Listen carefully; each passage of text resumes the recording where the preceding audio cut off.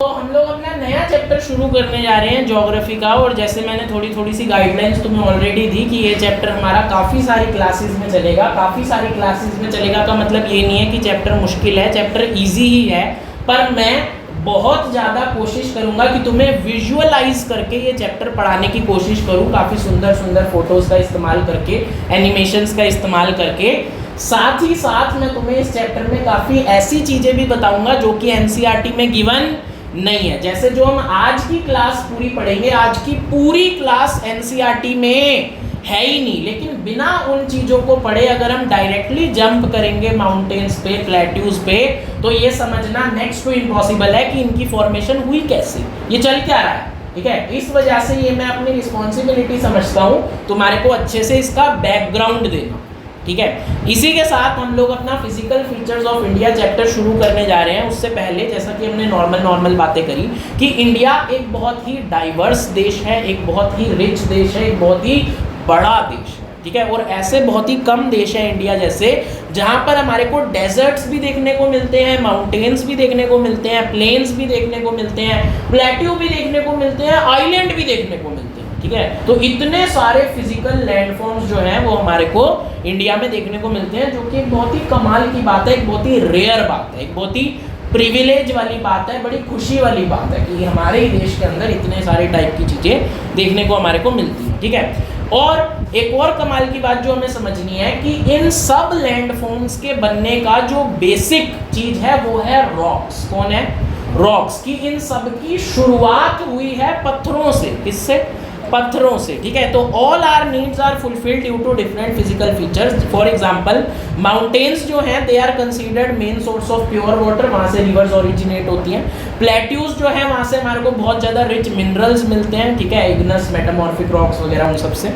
तो और जितने भी फिजिकल फीचर्स हैं ये सब बनते हैं रॉक्स की वजह से। किसकी वजह से? रॉक्स की वजह से। कैसे बनते हैं हमने समझ लिया, अभी हम दोबारा समझेंगे। ठीक है, तो हमारे को इस पूरे चैप्टर में ये समझना है, we will understand how different features of India were form, कि कैसे अलग अलग इंडिया के डिफरेंट फिजिकल फीचर्स बने थे। अब एक बार हम पहले ये डिस्कस करते हैं कि इस पूरे चैप्टर में हमारे को कौन कौन से टॉपिक्स पढ़ने हैं। बड़े सारे पढ़ने हैं, पर घबराने की जरूरत नहीं है। सबसे पहले हमारे को पढ़ना है, जो हम आज की क्लास में समझेंगे, कि फिजिकल फीचर्स आखिरकार बनते कैसे हैं, ये आए कहाँ से इस दुनिया में, सारा कुछ प्लेन क्यों नहीं है। ठीक है, दूसरी चीज़ हम समझेंगे कि कौन कौन से फिजियोग्राफिक डिवीजन्स हमारे को दुनिया में देखने को मिलते हैं और इंडिया में कौन कौन से अवेलेबल है। फिर हम एक एक करके उनके बारे में डिटेल में पढ़ेंगे, सिर्फ और सिर्फ इंडिया के फिजिकल फीचर्स के बारे में। ठीक है, सबसे पहले हम जानेंगे एक क्लास में हिमालयन माउंटेन्स के बारे में, फिर हम जानेंगे प्लेन्स के बारे में जहाँ पर हम रहते हैं। ठीक है, फिर हम जानेंगे पेनिनसुलर प्लेट्यू के बारे में, फिर डेजर्ट्स के बारे में इंडिया में, फिर कोस्टल प्लेन्स के बारे में, और लास्टली आइलैंड्स के बारे में। तो इंडिया के जितने भी फिजिकल फीचर्स हैं एक एक करके हम सारे कवर करेंगे, बड़ी ही इंटरेस्टिंग बातें करेंगे। अब हम अपना जरा चैप्टर स्टार्ट करते हैं। ठीक है, आज का हमारा पहला टॉपिक है कि जो अलग अलग फिजिकल फीचर्स हैं, माना कि बड़े सारे अलग अलग फिजिकल फीचर्स हैं, प्लेट्यूज हैं, माउंटेन्स हैं, आइलैंड्स हैं, डेजर्ट हैं, पर ये सब बने कैसे, ये सब बने कैसे। ठीक है, तो इनके बारे में हम ये बात जानेंगे कि बड़े सारे रीजंस हैं, बड़े सारे रीजंस हैं जो जियो साइंटिस्ट मानते हैं अलग अलग फिजिकल फीचर्स के बनने के। लेकिन उसमें से एक बहुत इंपॉर्टेंट थ्योरी हमारे पास आती है, जो कि है थ्रू रॉक्स, और रॉक्स की वेदरिंग, इरोजन, डिपोजिशन के थ्रू। किसके through?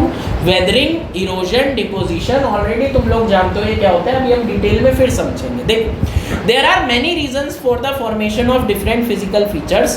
Some physical features are made naturally, कुछ नेचुरली ऑकरिंग होते हैं, लेकिन कुछ जो है they are form due to processes like weathering, erosion, deposition. देखो, वेदरिंग का मतलब होता है रॉक्स का टूटना, ब्रेक डाउन। ठीक है, और इरोजन का मतलब होता है उन्हीं रॉक्स की किसी और जगह पर ट्रांसपोर्टेशन होना, और डिपोजिशन का मतलब होता है कि रॉक टूटी, उसके बाद उसकी ट्रांसपोर्टेशन हुई, तो कहीं ना कहीं जाकर तो वो डिपॉजिट होगी, एक्यूमुलेट होगी, कलेक्ट होगी, रुकेगी, तो उसको कहते हैं डिपोजिशन। इस वाले थोड़ा सा समझने की कोशिश करेंगे इस फोटो से। ठीक है, कि थोड़ा सा समझने की कोशिश करेंगे इस फोटो के थ्रू कि सबसे पहले वेदरिंग हुई। वेदरिंग मतलब ब्रेकिंग डाउन ऑफ मटेरियल, किसी भी वजह से हो सकता है, water, ice, wind, animals, plants, ठीक है। उसके बाद उसका हुआ इरोजन। इरोजन का मतलब होता है मूवमेंट उन चीज़ों का, जो भी चीज़ें टूटी हैं वो वाटर के थ्रू हो सकता है, आइस के थ्रू हो सकता है, ग्रेविटी की वजह से हो सकता है, चीज़ें नीचे गिर गई, विंड की वजह से हो सकता है। फिर हो सकता है, फिर होगा डिपोजिशन। डिपोजिशन का मतलब है कि जो चीज़ इरोड हुई थी, the dropping of sediment at a new location, उनको किसी और जगह पर जाकर डिपॉजिट कर देना, जैसे सैंड ड्यून्स की फॉर्म में, डेल्टा के फॉर्म में, आइलैंड फॉर्मेशन, ये सब क्या होता है हम अभी डिटेल में आगे चल के समझेंगे। एक एक करके समझते हैं इनको। सबसे पहले हम बात कर रहे हैं वेदरिंग की, ठीक है। Weathering is the process where rocks are broken down into smaller segment, small pieces में जब उनको टूट जाए। फोटो में देख सकते हैं बड़ा पत्थर है, किसी वजह से वो टूट गया, ठीक है। ये जो क्रैक्स आए बीच में, इसी को ही कहते हैं क्या, वेदरिंग ऑफ रॉक्स। क्या कहते हैं, वेदरिंग ऑफ रॉक्स, ठीक है। अगला प्रोसेस हमने समझा इरोजन। क्या समझा, इरोजन को ही हम लोग ट्रांसपोर्टेशन भी कह सकते हैं। Erosion is the process in which earthen materials are transported by natural forces, ठीक है। जैसे विंड या वाटर की वजह से वही जो सेडिमेंट्स टूटे थे वो एक जगह से दूसरी जगह चले गए, ठीक है। अब वो हवा तेज चल रही है उसके साथ भी जा सकते हैं, रिवर कोई बह रही है उसके अंदर छोटे पत्थर गिर गए उनके साथ भी जा सकते हैं, ठीक है। उसके बाद होता है डिपोजिशन। क्या होता है, डिपोजिशन, कि वो जो छोटे छोटे सेडिमेंट्स टूटे थे कहीं ना कहीं जाकर कलेक्ट होंगे, एक्यूमुलेट होंगे। Deposition is the process in which sediment, soil and rocks are added और deposited in the land mass, कहीं ना कहीं जाकर जहाँ वो कलेक्ट होते हैं उसको कहते हैं डिपोजिशन, ठीक है। तो ये तीन चीजें हैं, ठीक है, ये तीन चीजें हैं वेदरिंग, इरोजन और डिपोजिशन, जिसकी वजह से ऐसा माना जाता है कि लैंड फॉर्म्स की फॉर्मेशन होती है थ्रू रॉक्स, ठीक है। इसके बाद अब हम जरा बात करेंगे कि all these processes help in formation of different physical features. जैसे क्या क्या फिजिकल फीचर्स क्रिएट होते हैं, माउंटेन्स बनते हैं, डेजर्ट्स बनते हैं, प्लेट्यू बनते हैं, आइलैंड बनते हैं, प्लेन्स बनते हैं। इसके अलावा कुछ ऐसी थ्योरीज हैं जियो साइंटिस्ट ने जो दी हैं अपनी रिसर्च कर करके, जिसमें से एक थ्योरी सबसे ज़्यादा सेलिब्रेटेड है, सबसे ज़्यादा एक्सेप्टेड है, और उस थ्योरी का नाम है प्लेट टेक्टोनिक थ्योरी। क्या नाम है, प्लेट टेक्टोनिक थ्योरी, ठीक है। जितने भी जियो साइंटिस्ट हैं वो ऐसा मानते हैं कि जो पूरा वर्ल्ड है ना वो 7 प्लेट्स है। देखो हमारी अर्थ की जो सबसे आउटर मोस्ट लेयर होती है वो होती है क्रस्ट। क्या होती है, क्रस्ट, ठीक है। देखेंगे the upper part of earth is called crust, और तुमने ये फोटो बचपन में 6th 7th 8th की बुक्स में देखी होगी। जो सबसे बाहर वाली लेयर होती है उसको क्या कहते हैं, क्रस्ट। और प्लेट टेक्टोनिक थ्योरी के हिसाब से जियो साइंटिस्ट ऐसा बोलते हैं कि जो पूरी अर्थ की क्रस्ट है वो 7 पार्ट्स में, 7 प्लेट्स में डिवाइडेड है, 7 प्लेट्स में डिवाइडेड है। और ये प्लेट्स हमेशा स्लोली मूव करती रहती है, ठीक है। According to scientist crust is made up of 7 major and minor plates, these pieces are called plates, ठीक है। These plates are always moving, the movement is not felt because they are very slow, बड़ी slowly है तो इस वजह से पता नहीं लगता। और फिजिकल फीचर्स जो है वो इन्हीं प्लेट्स की मूवमेंट की वजह से क्रिएट होते हैं, ठीक है। अब जरा और समझेंगे, देखो इस तरीके से ऐसा माना जाता है कि ये 7 प्लेट्स हैं, इस तरीके से ऐसा माना जाता है कि लगभग जो हमारा ऊपर का क्रस्ट है का वो ऐसे प्लेट्स में डिवाइडेड है, ठीक है। इनको हमारे को याद नहीं करना, बहुत हाई लेवल की चीज़ है, तुम्हारे लेवल की नहीं है, ठीक है। आगे देखेंगे ऐसे इस तरीके से, वही वाली फोटो है थोड़ी और क्लियर, ऐसे प्लेट्स में ये डिवाइडेड है, ठीक है, ऐसा माना जाता है।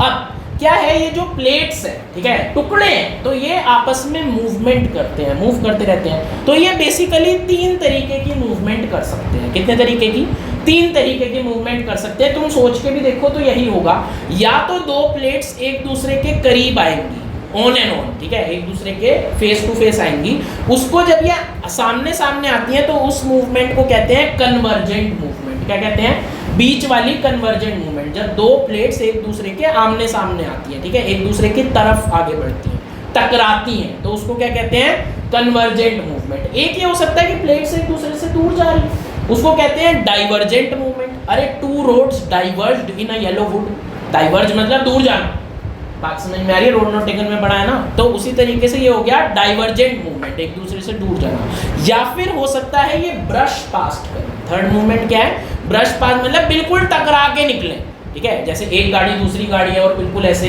स्क्रैच मार के निकल जाए, ठीक है, तो उसको कहते हैं ट्रांसफॉर्मेशन। क्या कहते हैं? ट्रांसफॉर्मेशन। ये इनकी मूवमेंट्स के नाम है, फिर से याद करने की जरूरत नहीं है। जो तुम्हारे को वोकैबुलरी याद रखनी है वो है कि इनके दो तरीके हैं आपस में टकराने के। एक होता है फोल्डिंग ऑफ प्लेट्स। क्या होता है?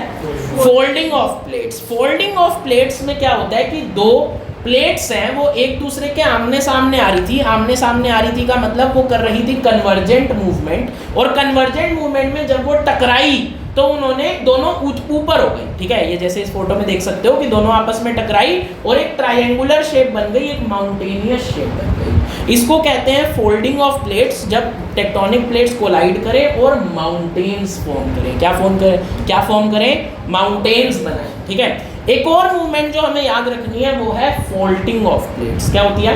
फोल्डिंग ऑफ प्लेट्स, ठीक है। फोल्डिंग ऑफ प्लेट्स ज़्यादातर होती है जब वो ट्रांसफॉर्म मूवमेंट कर रहे होते हैं, आपस में साइड से गुजर रहे होते हैं, ठीक है। तो दो प्लेट्स आपस में आई, साइड से टकराई, जिस वजह से उनकी टकराने की वजह से क्रैक्स आ गए अर्थ के अंदर। तो ऐसी मूवमेंट को कहते हैं क्या? फोल्डिंग। क्या कहते हैं? फोल्डिंग, ठीक है। फोल्डिंग से बनते हैं कौन? माउंटेन्स। और फोल्डिंग की वजह से अर्थक्वेक आते हैं, क्रैक्स बनते हैं, ठीक है, जिसकी वजह से फर्दर लैंडफॉर्म्स बनते हैं, ठीक है। तो when two plates collide and cause cracks और अर्थक्वेक ऑन अर्थ, तो उसको कहते हैं फोल्डिंग ऑफ प्लेट्स, ठीक है। इतना ही आज हमारे को आज की क्लास के लिए पढ़ना था, समझना था। बात समझ में आ रही है? तो इतना तुम्हारे को अच्छे से रिवाइज करना है आज, ठीक है। ये चीज़ें मैंने ऑलरेडी बताया एनसीईआरटी में नहीं है, लेकिन अभी जब हम हिमालयास के बारे में बात करेंगे, जब हम रिवर्स के बारे में बात करेंगे, प्लेन्स के बारे में बात करेंगे, डेजर्ट्स के बारे में बात करेंगे, तो तुम्हारे को समझ आएगा कि इन सब चीज़ों को समझने की वैल्यू क्या थी, ठीक है। बात समझ में आ रही है? इतनी बात सबको समझ में आई है? कोई दिक्कत, कोई परेशानी? ठीक है, चलो।